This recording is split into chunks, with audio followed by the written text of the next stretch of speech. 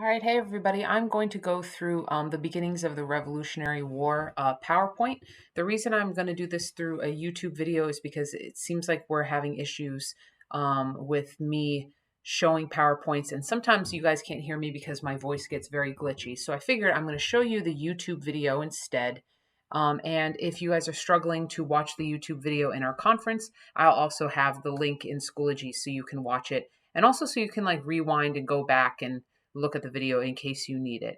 All right, so let's get started with our PowerPoint. I'm just going to go here and make this full screen. All right, so once again, this is just about the beginnings of the American Revolutionary War. We are going to be studying sort of now that we have the foundations of different types of government, how does it actually get started in the United States? So last week we had read the Magna Carta, we had read the Mayflower Compact, and all of that information is basically showing that people are going to the United States and they are starting to think about creating a government. So in the meantime, though, in the United States, the government is a monarchy that is in England, and we're going to start seeing like what ends up happening before the United States decides to break away from England in the Revolutionary War. All right, so the American Revolution, first of all, was from 1775 to 1783. The Revolutionary War is also known as the American Revolution because there has been a lot of countries in the world that have had some type of Revolutionary War. So if you're just going to say Revolutionary War, if you're in the United States, we understand what that means. But if you're not, it could mean something different. The war was fought between the British and the colonists. The colonists are soon to become the Americans for the American Revolution. The result of the American Revolution was a new nation called the United States of America.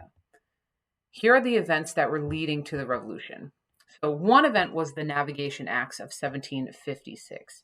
So King George III used an old law to make the colonists pay for taxes on goods shipped in English ships. The colonists responded by smuggling goods.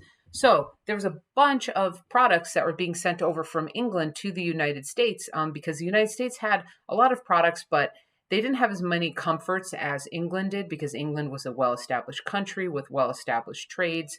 The United States was still very new at this time. So if the English sent over goods to the United States was actually taxed on having those things shipped over to them, which a lot of people were really upset with because they were actually still part of England, even though they were in a different country. So the colonists responded by smuggling. So what they did was they actually stole the items and sort of hid them, and they would bring them over to the United States so they could avoid paying taxes. Or if they came over from the England to the United States, they would smuggle the items off of the ship. Basically, smuggling is stealing. Then you had the French and Indian War. It's also called the 7 Years' War. It was from 1754 to 1763. If you guys remember the dates earlier, this is about 20 years or so before the Revolutionary War. So the British won the French and Indian War. The French and the Indians were teamed together, and it was against the British and the colonists. The British ended up winning. However, there was a huge amount of debt because wars are very expensive, and they decided to tax the colonies for defending them in the war. So because of that taxing and they had to smuggle goods, and also because of the taxes because of the French and Indian War, the colonists were really paying a good amount of money. Writs of Assistance. The king angered the colonists again by enacting something called the Writs of Assistance, which was another old law. This allowed the use of general search warrants, which led them to search anyone, anytime, anywhere. And the colonists were very angry and protested. Okay, so basically, you have the military in the United States at this time. If you remember when you studied this, I think probably in fourth grade, you had some troops called the Redcoats. They were in the United States, and they were allowed to have a search warrant to search anybody's home, anytime, for any reason, and they could search anyone. Now, that obviously is a huge issue because this doesn't have anything to do with, well, if somebody is doing something illegal, then they have a search warrant. This was truly people searching a colonist's home because they wanted to, and they had any type of reason to do that. Okay, and that's a huge problem because that's a huge invasion of privacy. All right, by 1763, the colonists had enjoyed a great amount of freedom. They resented the new orders being issued by the king and of being taxed without their consent. So because all the colonists were in the United States and they were far away, they were across the whole ocean from England, there was a lot of freedom that was here, and there was a lot of things that they could do that was very different. It was a very different world over here. So they didn't like the fact that there was some guy across the ocean sort of deciding that, okay, well, you're going to start paying these taxes, but England would benefit from it. Or, okay, we're going to start searching your home. And it just sort of ruined the daily life and the economy of the people who lived in the United States, but is in many ways it benefited England. So while they were enjoying their freedoms, that was slowly being chipped away. But also, they were not getting any of the benefits of the taxes that they were paying, like England did. Then you have the Sugar Act of 1764. The Sugar Act actually lowered taxes from the Molasses Act, but was more strictly enforced than the Molasses Act. Molasses at this time was a big deal because there was sugar here. It lowered a lot of the taxes that was enacted by this thing called the Molasses Act, but it was more strictly enforced. So the Sugar Act literally was more taxes on sugar, which, sugar at this time, it took so much to process it that it was a very special item. And if you weren't paying taxes properly with the Sugar Act, you weren't being sold things, it was being enforced. If you were a business that was buying a huge amount of sugar from these sugar plantations, they were paying these taxes. And the taxes were very high at the time. And because they were strictly enforced, it was something that you couldn't avoid. You couldn't find a way to get out of it. And it was just one more thing. People needed sugar in order to bake things and to create certain things. And they were being taxed on really essential items. The Stamp Act of 1765, this placed taxes on any articles written on paper. Okay, so this included newspapers, wills, licenses, deeds, and pamphlets. So if you wanted to get a newspaper, if you had a will written up, if you needed anything that was going to be written on paper of any kind, you were being taxed for that.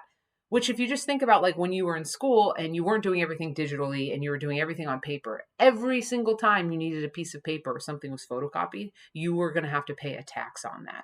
Which, once again, sounds kind of crazy, but they didn't have a lot of items, and all of these essential items that basically the English king and the English government decided to start taxing them on every single item they really could in order to get taxes. Here are some of the steps to the revolution, just to sort of overview what we're talking about.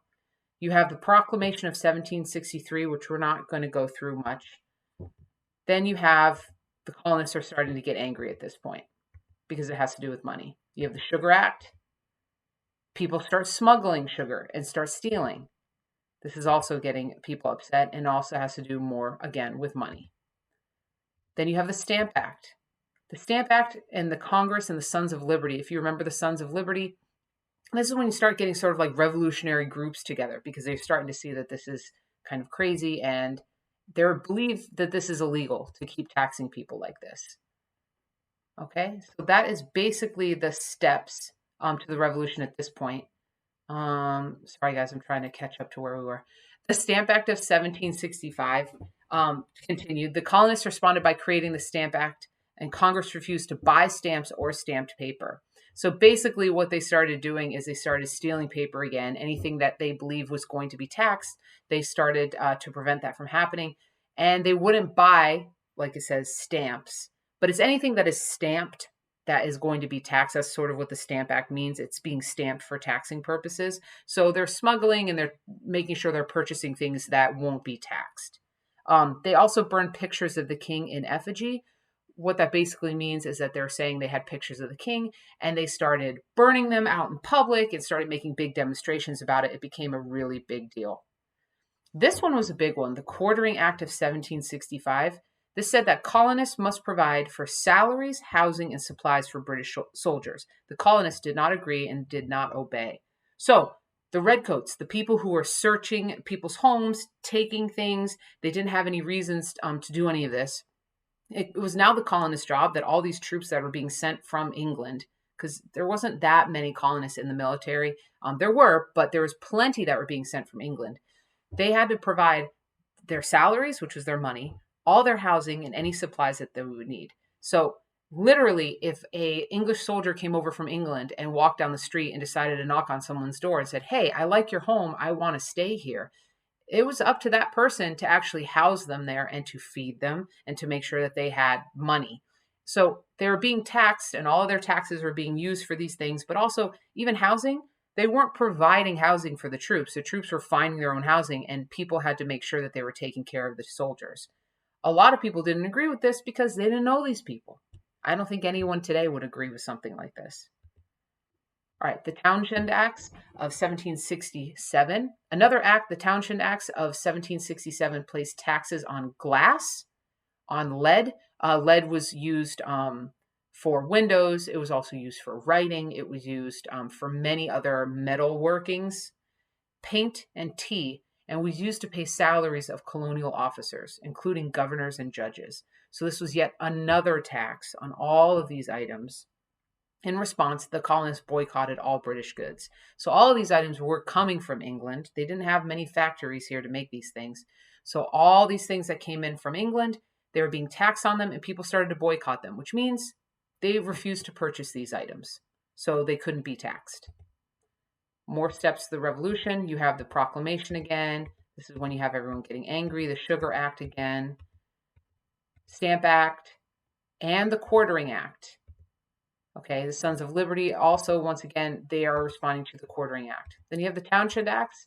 Like I said, you have glass, you have lead for pencils, you have paint, and there are more boycotts, and the Daughters of Liberty are starting to get involved. The Daughters of Liberty are very similar to the Sons of Liberty. It's another revolutionary group. Okay, we have some more money coming up that is leading to this. All right, now all of this, because everyone is getting upset with the taxes and we're starting to have revolutionary groups, violence finally erupts. So it erupts as British troops are sent to Boston in 1768. This leads to the Boston Massacre. Okay, so these redcoats are sent over to Boston. It occurred on March 5th in 1770. It happened as tensions between colonists and redcoats peaked. So townspeople were pushed to the customs house, and the British Guard called for help as colonists were crowding. So literally, they're all at the customs house. They're sort of like protesting, but basically the crowds are just getting bigger and bigger and bigger and bigger. And the redcoats started to get nervous because the people started to get kind of violent. The crowds of colonists began to throw stones, wood, and other things, anything really they found around themselves, at soldiers, and several soldiers were knocked down. The soldiers fired shots at the crowd, and several colonists were killed. The riot was then used as propaganda by the colonists. So propaganda is basically like pictures and writing to sort of sway people into a biased opinion. So the colonists use this opportunity saying, like, look at how violent and horrible these redcoats are. Do we really want them in our country telling us what to do? They're dangerous. All right, so this is one piece of propaganda that was used. As you can see in this picture, you sort of have like the troops lined up. It looks like they're ready to go to war because this is what troops would look like at war. But then you have all the colonists, just blood pouring out of everything, out of their heads, out of their sides. They're lying down, they're dead, and they look disorganized. And they're also unarmed. Okay, so even though in real life they were throwing things at the British troops, they clearly didn't have weapons. But in this picture, it was definitely set up to make it look like they had absolutely nothing at their disposal. Okay, so it is important to know that obviously they didn't have weapons, but there still is a biased opinion here. This is the fallout from the Boston Massacre. So Crispus Attucks was the first colonist killed. He was of African-American descent. The British soldiers were put on trial in Boston, and they were defended by John Adams. So that's right, John Adams, who ends up becoming president, he defended the British soldiers. And he did that because he's a lawyer, and every person needs to have some kind of defense. Adams argued that the shootings occurred as a result of self-defense and that they were found to be innocent. So at the end of this trial, the people who shot at the crowd of colonists, they were found to be innocent because this was self-defense. All right, so once again, all these steps to the revolution, I'm going to try to click through kind of quickly. We have all of these items that are leading up to our Revolutionary War here. You have the Boston Massacre, committees of correspondence. This is something that is created as a result. And once again, this all has to do with money. So there's two more items, but in general, these are the major steps to the revolution that we're going to be looking at. And this really does lead to July 9th, 1776. The Declaration of Independence was read for the first time in New York in front of George Washington and his troops. In reaction to what had been read, soldiers and citizens went to Bowling Green, a park in Manhattan, where a lead statue of King George III on horseback stood. The mob of people pulled down the statue, and later the lead was melted down to make musket balls or bullets for use in the War of Independence. Okay, so the rest of the week we're going to be looking at the Declaration of Independence, but this general information talks about the lead up to the Declaration of Independence, which leads us to the Revolutionary War. All right, that is basically it.